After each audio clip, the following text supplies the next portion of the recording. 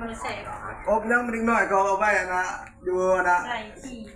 ใส่ตู้เย็นแต่ว่าเขาไม่ได้เล่นตู้เย็นซ้ำเอาเมื่อแต่พี่จังเฮ็ดเอาเน่าไปแล้วเอาปลา ตาก จะ มา เฮ็ด เลยเสกแล้วเราตากแห้งได้มันเด็ดดีนะ ปลาเขาทงเดียว ตรงเดียวนึก 10ไม่ได้15,000 เมามืดไปซื้อตากแห้งบนเฮา หรือว่า15ที่2ทง โอ้เจ้าคนเอาซะเอาทรง15ก็สิลุดให้ซะ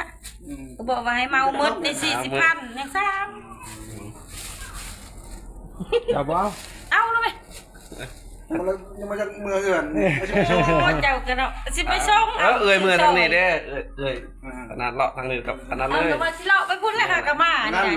หากะเลาะเข้าทางนี้ คันรถทั้งนั้นก็มีเอาอย่างเอื่อนขายแล้วไปขายแล้วแต่เราสิขายหรือว่า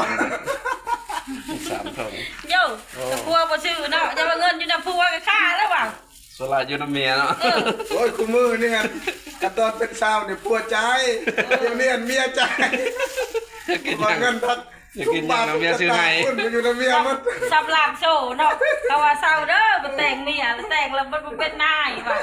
มันขึ้นมาได้เมียมันจะสนุก ว่า ว่ะ เงินคำนี่เขายึดหมดแล้วในเมียกระตอนเป็นสาว